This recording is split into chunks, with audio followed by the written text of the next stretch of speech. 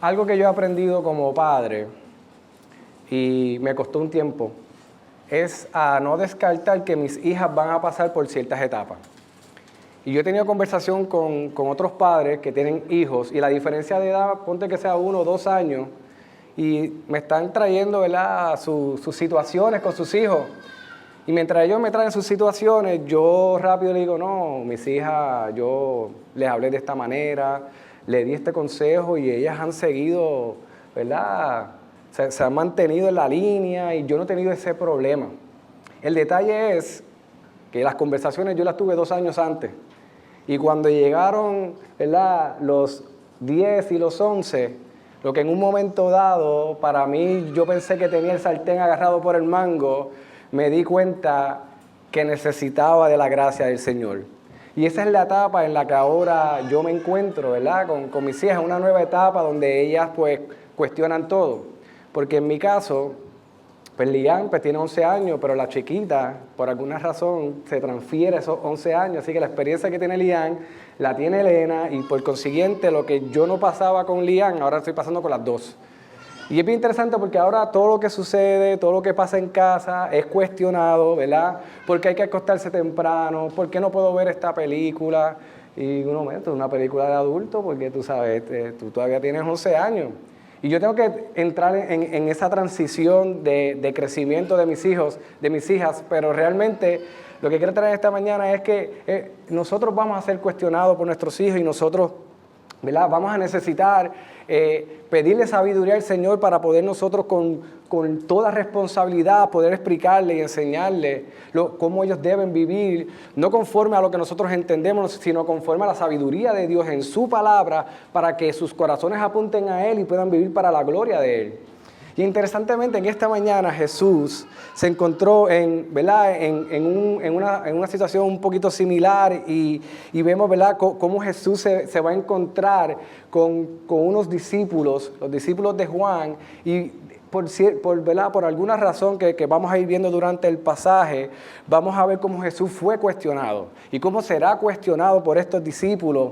Pero a diferencia quizás de nosotros como padres, que todavía nos queda toda la eternidad para poder tener la sabiduría que tiene Dios, Jesús en su infinita sabiduría trae respuesta a sus oyentes y trae respuesta a estos discípulos que llegaron con este cuestionamiento a Jesús, pensando que ellos en su sabiduría realmente tenían la respuesta que Jesús tenía que traer.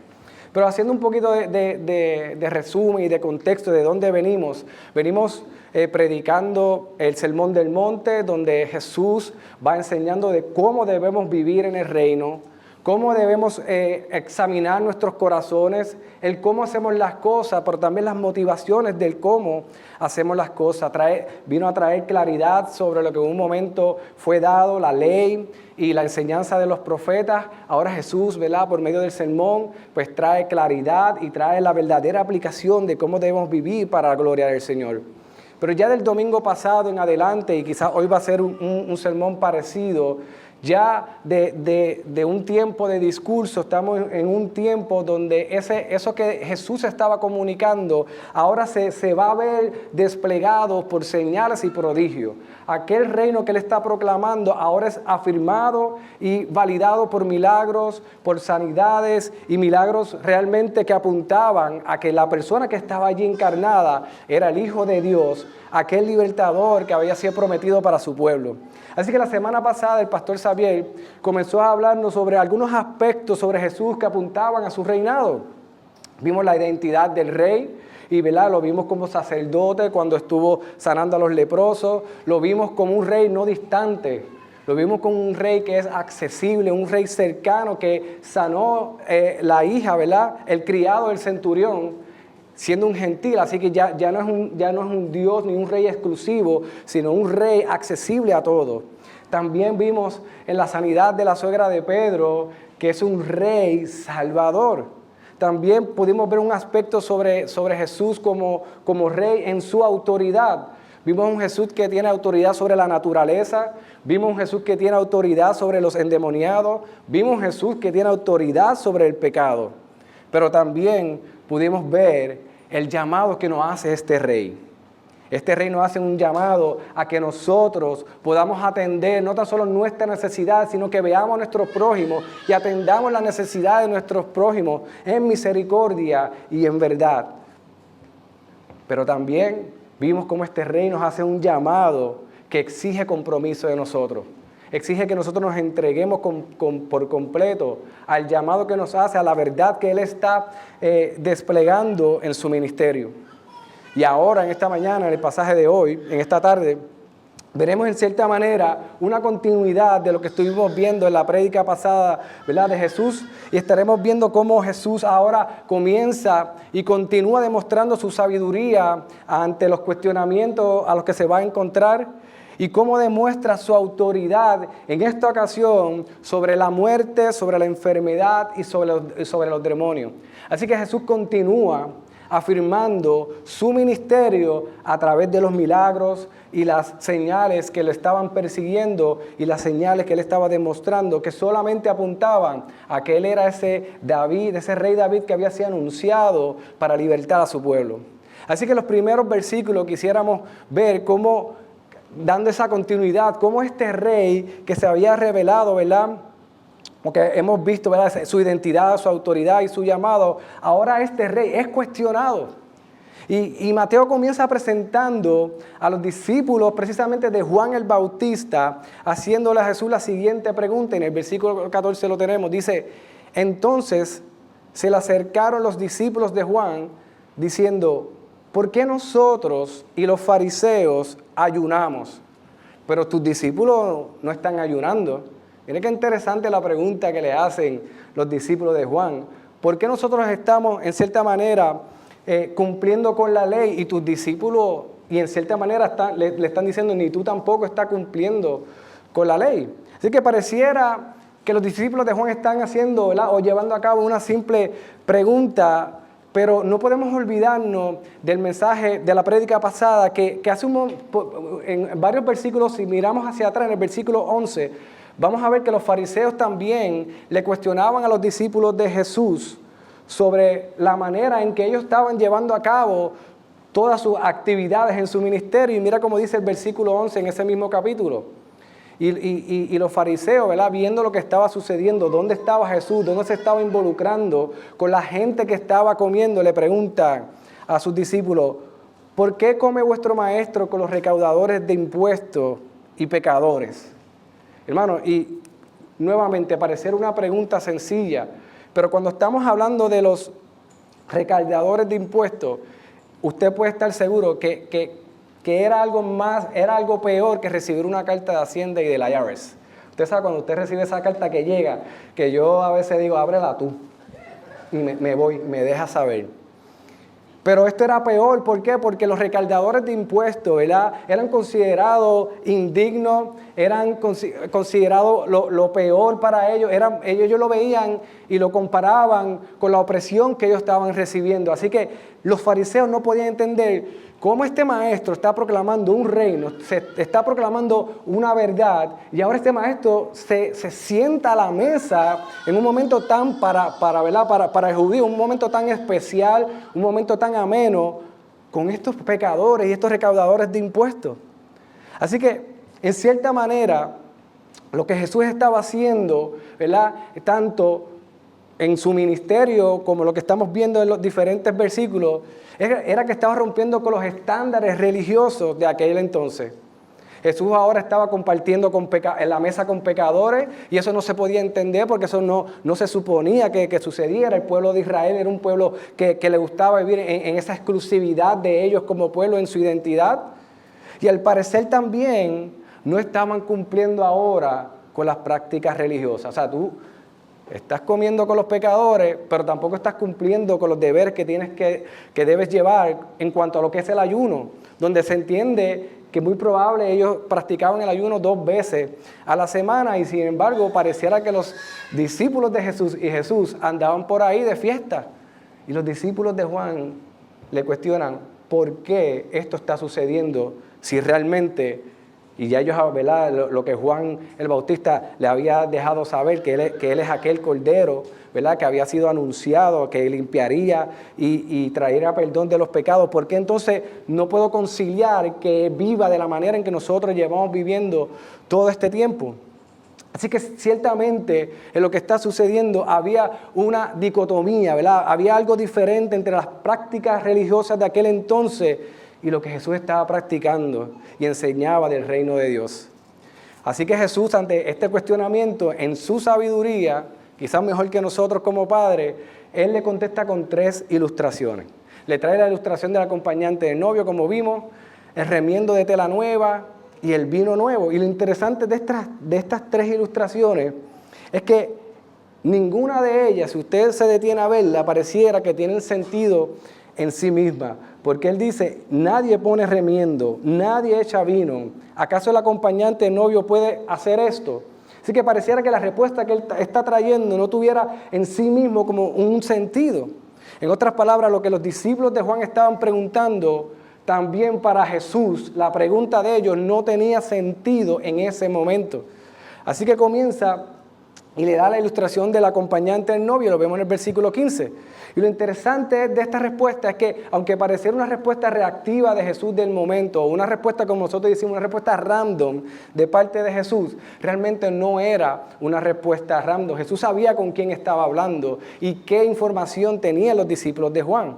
Así que para su audiencia, incluso los discípulos que les rodeaba, esa ilustración del novio también apuntaba a la manera en que Dios, a lo largo del Antiguo Testamento, a lo que ellos conocían, se había relacionado con su pueblo. Así que Jesús sabía que esta ilustración del novio, ellos tenían que conectarla de cierta manera. Y más los discípulos de Juan, que lo vamos a ver más adelante. Incluso el Evangelio, como lo vamos a ver en el Evangelio de Juan, Juan nos muestra que Juan el Bautista también se había apropiado de esta ilustración del novio precisamente para explicarle algo a los discípulos de Juan. Y mira cómo dice el capítulo 3 de Juan, versículo de 26 en adelante. Este Juan el Bautista contestándole también a sus discípulos, porque ellos estaban viendo que al otro lado del río estaba Jesús bautizando y que mucha gente estaban siguiendo a Jesús. Y ahora ellos estaban diciendo, hey, Juan, ven acá para que sepa, el de que tú no estabas hablando, ¿verdad?, aquella persona que iba a estar ahora después de ti, no tan solo está bautizando, lo están siguiendo un montón de personas. ¿Qué vamos a hacer? En cierta manera están haciendo lo mismo que le estaban haciendo a Jesús, están cuestionando lo que está sucediendo. Y entonces Juan le contesta a ellos y les responde, un hombre no puede recibir nada si no le es dado del cielo. Vosotros mismos me sois testigos de que dije, yo no soy el Cristo, sino que he sido enviado delante de Él. El que tiene la novia, mira cómo trae el aspecto del novio, el que tiene la novia es el novio, pero el amigo del novio que está allí y le oye, se alegra en gran manera con la voz del novio. Y por eso este gozo mío se ha completado. Es necesario que Él crezca y que yo disminuya. Ahora, ¿qué es lo que Jesús le está tratando de enseñar a los discípulos de Juan? Porque ellos ya sabían que su mismo maestro había conectado la ilustración del novio con Jesús. Ellos sabían que Él era el novio y que Él era el amigo del novio y que no había razón para tener envidia ni para estar pendiente que su ministerio crezca, sino para estar gozoso y deseando que Él crezca para que ellos disminuyan. Ahora, ¿qué es lo que Jesús le está tratando de enseñar entonces con esta ilustración a los discípulos de Juan? Primeramente, le está enseñando que todo tiene su tiempo, porque ellos están trayendo una verdad. Hay una práctica del pueblo judío de ayunar y había sido convocado en Levítico para el día de la expiación, así que ellos no estaban trayendo algo nuevo. Pero Jesús le quería enseñar que todo tiene su tiempo y ahora, con el maestro allí, no era tiempo de lamentar, sino era tiempo de celebrar. Ahora es tiempo de celebrar con el novio, ahora es tiempo de estar con Él. Y como decía el mismo Juan el Bautista, que nuestro gozo sea completo estando con Él. También le estaba afirmando que Él es el novio, nuevamente. Lo que te mencionó, en otras palabras, lo que te mencionó Juan el Bautista, yo soy ese novio. O sea, yo soy el Mesías prometido. y ahora estoy en medio de su pueblo. No es tiempo de lamentar. Y Jesús lo que está tratando es traerlos a ellos a la realidad, al contexto, a lo que está pasando, porque pareciera que ellos, por alguna razón, no entendían lo que estaba sucediendo. Estaban escuchando a Juan el Bautista, estaban escuchando a Jesús, pero lo que tenían que aprender no lo habían podido aplicar de la manera correcta. Pero Jesús le dice, hey, sí estamos celebrando, el novio está aquí, estamos de fiesta, estamos en la boda, pero no por mucho. Así que Jesús también le deja saber, este es tiempo de celebrar, pero llegará el tiempo donde tendrán que lamentar, donde también tendrán que ayunar. Y el versículo 15b nos dice, pero vendrán días, el mismo Jesús diciéndole a los discípulos, vendrán días cuando el novio les será quitado y entonces ayunarán. Se supone que ellos en ese momento lo hubiesen entendido, ¿verdad? Y eso lo esperamos.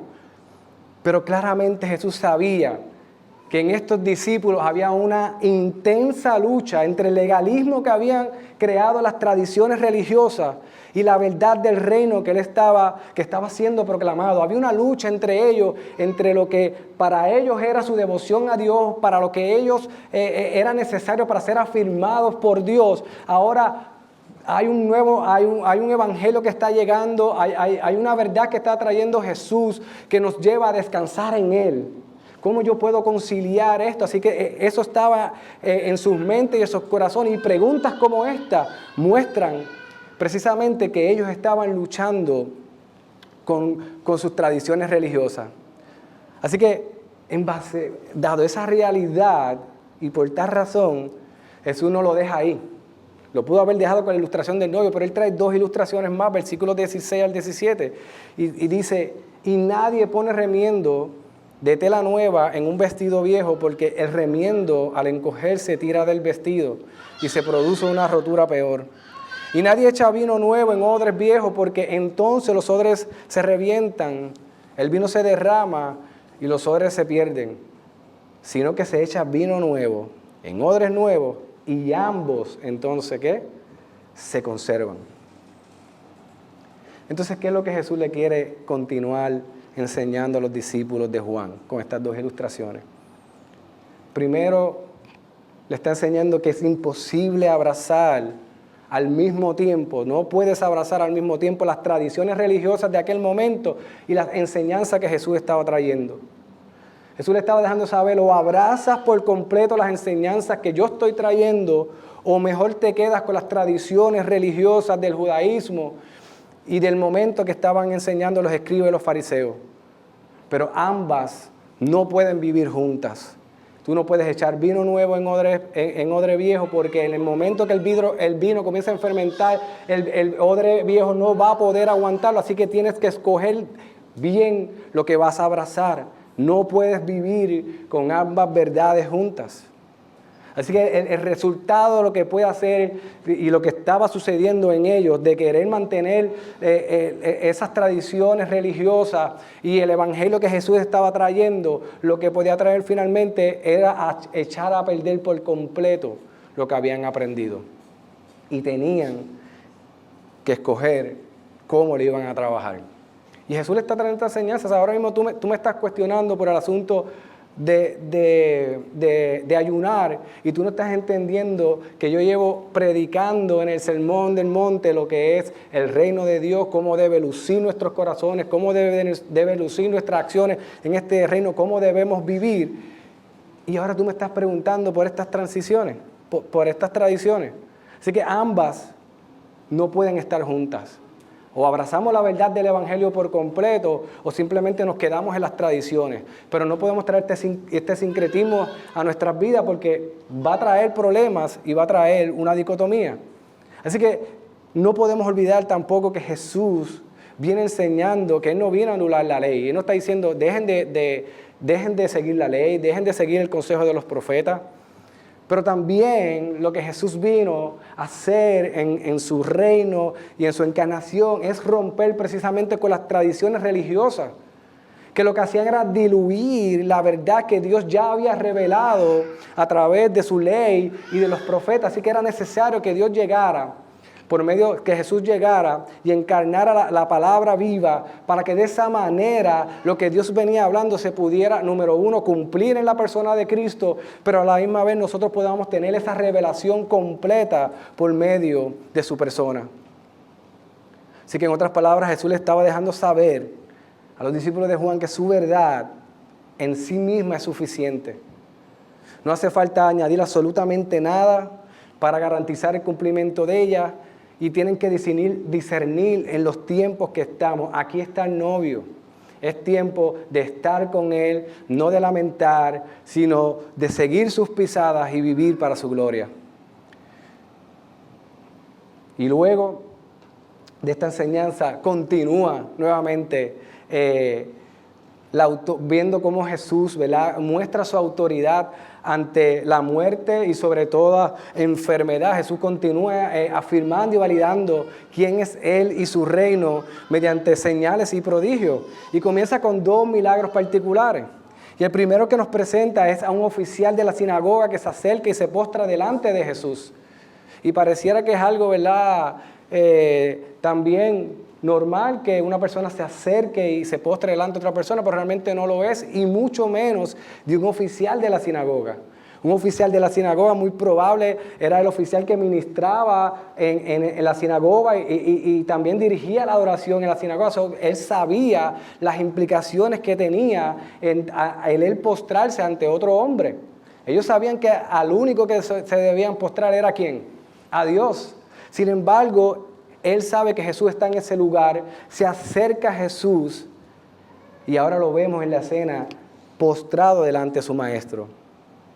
Ahora vemos a este oficial de la sinagoga reconociendo a Jesús en su misión y reconociendo a Jesús en plena adoración delante de todos los que estaban allí. Y eso tenía muchas implicaciones porque los que estaban rodeando están diciendo, mira, ese es el oficial de la sinagoga y está postrado ahí, está reconociendo a este hombre como digno de adoración. Y esto no era más que una señal de que él reconocía a la persona que estaba delante de él. Así que acto seguido, él no tan solo se postra, sino que él levanta su voz y presenta una petición delante del maestro y le deja saber, mi hija acaba de morir, pero ven y pon tu mano sobre ella y vivirá. Así que este oficial no tan solo llegó allí en acto de sumisión y adoración, sino que él estaba convencido de que Jesús era el Mesías que podía sanar a su hija que había muerto. Y la respuesta de Jesús fue sin pensarlo. Y se fue detrás de este oficial hacia su casa, pero de camino vemos otra persona que se acerca, una mujer, se acerca a Jesús y dice la palabra, y Marcos nos puede dar un poco más de amplitud sobre esta mujer, que era una mujer que llevaba 12 años con una enfermedad de flujo de sangre, llevaba 11 años que no paraba de tener esta enfermedad, y la realidad de esta enfermedad no es tan solo cargar con ella, sino las implicaciones sociales que tenía en aquel momento. Una mujer, ¿verdad?, en su tiempo de flujo de sangre, era una mujer que en ese periodo era, ¿verdad?, en ese momento era impura, en cierta manera era indigna de estar con la sociedad, tenía que retirarse en lo que pasaba ese tiempo. Imagínense ahora esta mujer 12 años de continuidad sin parar, padeciendo este flujo de sangre. Lo que significa que esta mujer lleva 12 años fuera de la sociedad, apartada, sufriendo de esta enfermedad que no tan solo la agobiaba físicamente, sino emocionalmente y espiritualmente. Se sentía indigna, se sentía en cierta manera pecadora y no podía relacionarse con los demás. Así que cuando ella ve a Jesús, y ella sabiendo ya que había gastado, ¿verdad?, en los otros evangelios vemos que había gastado toda su fortuna, ella había ido a los mejores médicos, ella había ido a aquellos que conocían la ciencia, pero ninguno de ellos había podido traer esperanza a su vida. Pero ahora cuando él ve al maestro caminando entre la gente, ella vio toda su esperanza en la persona de Cristo. Y ella decía para sí, si tocara el borde de su manto, yo sé que yo sanaré. Así que a ella no le importó las implicaciones que tenía el acercarse y tocar al maestro. Las implicaciones que tenían, para que sepamos un poco más, era precisamente que podía ser hasta apedreada la podían llevar hasta una sentencia de muerte. Sin embargo, a ella no le importó, ella sabía y estaba convencida que la persona que estaba allí era su redentor, era su libertador, era su sanador, era aquel que podía traer esperanza a su vida. Así que esa acción que ella tomó no tan solo pudo haber costado la muerte, sino también a la persona que lo tocara, también tenía que irse cierto tiempo para purificarse. Y ella no tuvo reparo en acercarse a Jesús. Y Jesús, viendo lo que estaba sucediendo, dice el pasaje que se movió en compasión y misericordia y le dice: hija, ten ánimo, tu fe te ha sanado. Dice el pasaje que al instante aquella mujer fue sana. Así que luego de esta escena que entra ella, Jesús iba de camino hacia la casa de este oficial a encontrarse con la hija de él. Resulta que cuando llega ya había fallecido la niña, allí estaban, por derecho ellos tenían la oportunidad de tener personas que lo ayudaran a lamentar, tener unos flautistas allí, y Jesús llega y dice: sáqueme este desorden de aquí, que yo necesito ver a esta niña. Y les deja saber que la niña no había muerto, sino que estaba dormida. Y entrando a la habitación dice que tomó la mano de la niña y ella al instante sanó y se levantó de la muerte. Así que claramente Jesús en estos dos milagros mostraba su poder, estaba mostrando a aquellos que los rodeaban su autoridad y estaban demostrando que su poder y autoridad iban más allá de la muerte, iban más allá de las enfermedades más incurables. Y todo esto continuaba apuntando y afirmando que la persona que estaba allí llevando esto era aquel Mesías prometido. Y para cerrar con broche de oro, Mateo cierra con dos milagros muy particulares. El primero que vemos es de dos hombres ciegos, y lo interesante de la sanidad de estos dos hombres ciegos es que al saber que Jesús estaba por allí, ellos pudieron gritar cualquier cosa. Ellos, al estar allí, pudieron, si llega a ser puertorriqueño, usted imagínese lo que pudo haber gritado, ¿verdad? Vamos a dejarlo ahí. Pero ellos, al saber que Jesús estaba allí, gritaron: Hijo de David, ten misericordia de nosotros. Así que a pesar de que estos hombres estaban físicamente ciegos, la realidad es que ellos no dudaron en reconocer que la persona que estaba allí, al escuchar que estaba Jesús allí, el que estaba allí era su libertador, el que estaba allí era su esperanza, que aquel hombre que estaba allí no solamente era la esperanza de ellos en su condición de ciego, sino que también era la esperanza de toda la humanidad. Y esta conexión mesiánica es la primera que vemos de muchas que seguirán sucediendo, donde apuntan a Jesús como ese rey davídico, como ese rey mesiánico que venía a restaurar a su pueblo. Pero el hecho de que estos dos hombres gritaran: Hijo de David, anunciaba lo que el profeta Ezequiel en un momento anunció sobre la restauración del pueblo de Dios. Y anunciaba que esta restauración no tan solo era una promesa que se quedó en el aire, sino que en la persona de Jesús se estaba cumpliendo esta promesa. La verdad es que llegaría uno que cumpliría la promesa de que su pueblo sería debidamente pastoreado, de que su pueblo sería debidamente cuidado y que su pueblo sería debidamente sanado. Y Ezequiel así nos los muestra en el capítulo 34. Donde Ezequiel comienza estableciendo de parte del Señor que su pueblo había sido abandonado, que los líderes y los pastores que debieran haber estado cuidando su pueblo habían abandonado su responsabilidad, y su pueblo y sus ovejas se encontraban dispersadas, no se encontraban atendidas, se encontraban sin cuidado de alimento. Pero más adelante Ezequiel trae una promesa que es la que estamos viendo, que se cumple en la persona de Jesús cuando estos dos hombres ciegos le proclaman Hijo de David. Y mira cómo dice Ezequiel en el capítulo 34. Entonces pondré sobre ellas un solo pastor que las apacentará, mi siervo David. Él las apacentará y será su pastor. Y yo, el Señor, seré su Dios. Y mi siervo David será príncipe en medio de ellas. Yo, el Señor, he hablado. Cuando estos dos ciegos estaban proclamando que Jesús era el Hijo de David, también estaban proclamando que el que estaba allí era aquel que había sido anunciado por el profeta Ezequiel. Él es la esperanza, Él es el que va a reunir a las ovejas, Él es el que va a cuidar de su pueblo, Él es el que realmente nos va a alimentar, Él es el Hijo de David, Él sí puede tener misericordia de nosotros. Así que ante esta conversación que está teniendo Jesús con estos dos ciegos, Jesús le pregunta, ¿verdad?, a estos dos hombres si creían que Él podía sanarlos. Y yo me imagino a ellos dos allí, ¿verdad? No sé si podían saber dónde estaba Jesús, pero me imagino que cuando Jesús le hace esta pregunta a ellos, sí, Señor, creemos. Y dice que al instante Jesús tocó sus ojos y al instante ellos recobraron su vista.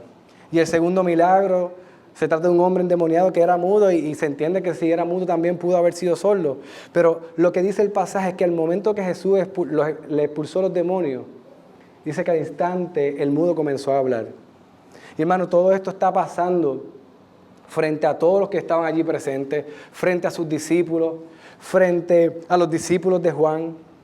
Y una vez más, lo que el pueblo que estaba allí, las personas que estaban allí, estaban viendo cómo Jesús daba testimonio de aquel que vendría a abrir los ojos de los ciegos, de aquel que vendría a abrir los oídos de los sordos, aquel que iba a hacer que se cumpliera lo que el profeta Isaías había anunciado. Por eso vemos en Isaías 35, del 5 al 6, que nos dice lo siguiente: entonces se abrirán los ojos de los ciegos y los oídos de los sordos se destaparán. Y eso es lo que el pueblo estaba viendo allí. Estaban viendo cómo los ojos estaban siendo abiertos, cómo el que no veía podía ver a causa de Jesús y cómo aquellos que sus ojos estaban cerrados también estaban siendo abiertos a causa de Jesús. Jesús estaba afirmando allí lo que en un momento dado también Dios le había afirmado a Moisés en Éxodo 4, donde Dios le decía a Moisés, y el Señor le dijo: ¿quién ha hecho la boca del hombre? ¿O quién hace al hombre mudo o sordo, con vista o ciego? ¿No soy yo el Señor?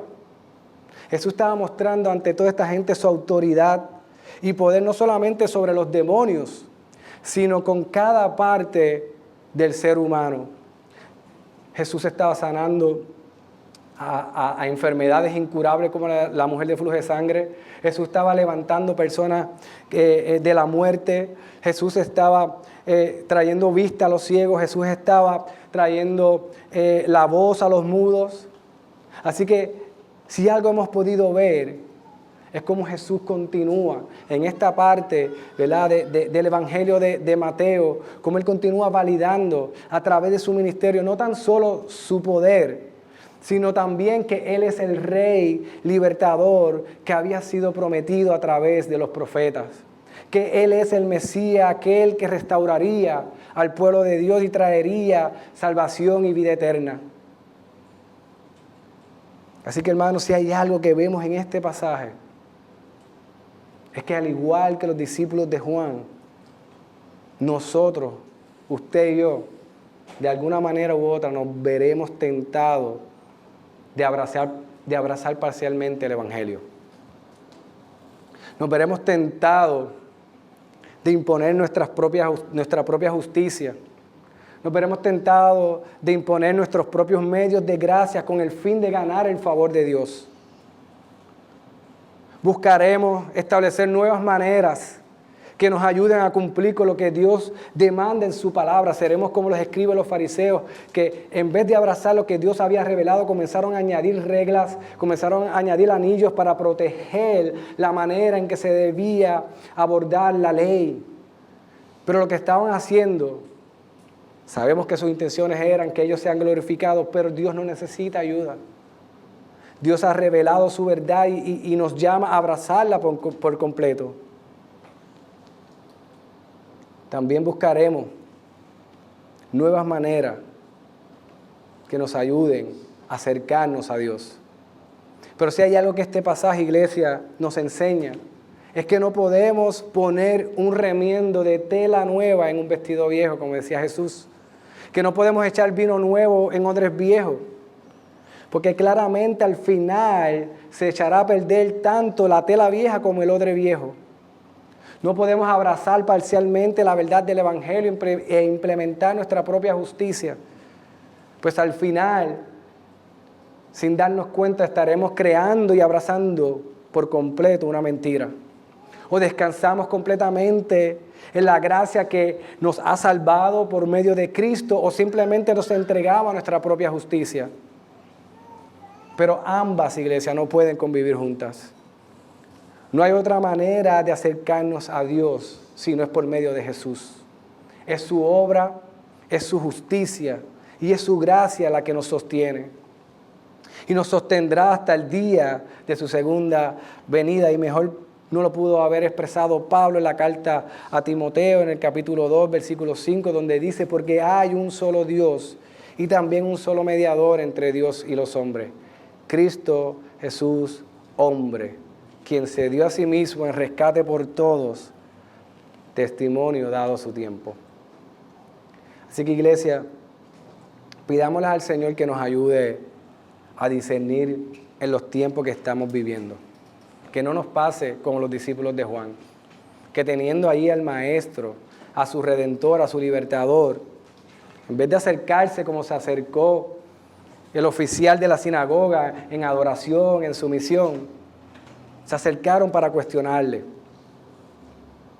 Así que pidámosles al Señor que nos ayude a discernir los tiempos que estamos viviendo, para que de esa manera nosotros podamos llevar una verdadera vida devocional que realmente agrade al Señor. Pidámosles al Señor que nos ayude a abrazar por completo la verdad del Evangelio, para vivir nuestros días descansando completamente en su gracia. Que cada día nosotros menguemos más y que Él crezca en nuestras vidas. Que cada día nuestras habilidades y nuestra esperanza no esté puesta en nosotros, en nuestras capacidades, sino que cada día podamos descansar en Él, en su obra, en su poder, en su justicia para con nosotros. Y que el Señor nos fortalezca nuestra fe como creyentes. Muchas veces pensamos que confiamos plenamente en Él, pero de momento llega la prueba, de momento llega ese desánimo como un viento que no sabemos de dónde viene. Cuando experimentamos el rechazo del mundo, entonces nos encontramos en tiempos y en momentos donde nos encontramos faltos de fe. Nos vemos buscando entonces en medio de esa situación nuestras propias soluciones. Buscamos de qué manera nosotros vamos a traer la esperanza, de qué manera nosotros vamos a traer la respuesta a lo que nos está sucediendo. Sin embargo, si algo que vemos en cada uno de los que fueron sanados en el pasaje de hoy, es que ellos confiaron ciegamente en el poder y en la autoridad de Dios por medio de Jesús. Por consiguiente, esa fe, esa confianza hizo que pudieran ver la gloria de Dios obrando en sus vidas. De la misma manera que la obra de Dios puede obrar y obra en nuestras vidas. Así que es muy probable tengamos a alguien aquí, ¿verdad?, que haya llegado a este lugar pensando que, como en el buen puertorriqueño, tiene el sartén agarrado por el mango.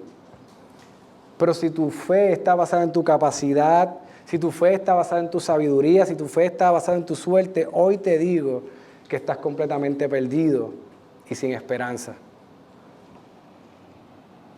Pero también te digo que hoy ha sido predicado el Evangelio de Jesucristo. Y si pones tu fe completamente en la obra redentora de Cristo de la cruz del Calvario, y si te arrepientes de tus pecados, y si crees que Dios le resucitó de entre los muertos y le sanó y le sentó a su diestra, y que viene por segunda vez a consumar todas las cosas, entonces encontrarás la verdadera paz que sobrepasa todo entendimiento. Entonces encontrarás el verdadero descanso que solamente puede proveer nuestro Dios y Salvador Jesucristo. Y como decía un pastor reconocido, ese es el peligro de la autojusticia. ¿Sabe cuál es el peligro? Él continúa diciendo: me aleja de la gracia de Dios. Por eso, mis hermanos, mi llamado en esta mañana es: descansemos en su gracia, descansemos en su infinito amor, reconozcamos al Señor no en alguno de nuestros caminos, reconozcamos al Señor en todo nuestro camino y pongamos toda nuestra fe, pongamos toda nuestra confianza en Él. Que llegarán días que quizás luchemos con nuestra fe, Quizás luchemos con la verdad del Evangelio, quizás lleguen situaciones que nos muevan el piso y queramos aplicar nuestra sabiduría, queramos aplicar nuestro conocimiento, queramos aplicar nuestras habilidades. Recordemos que nuestro Señor y Salvador completó la obra de nuestra justicia. Descansemos en Él, descansemos en su sabiduría, descansemos en su gracia y entonces vivamos y experimentemos la obra de Dios glorificándose en nuestras vidas. Amén, iglesia. ¿Qué tal si oramos y cantamos al Señor? Señor, gracias.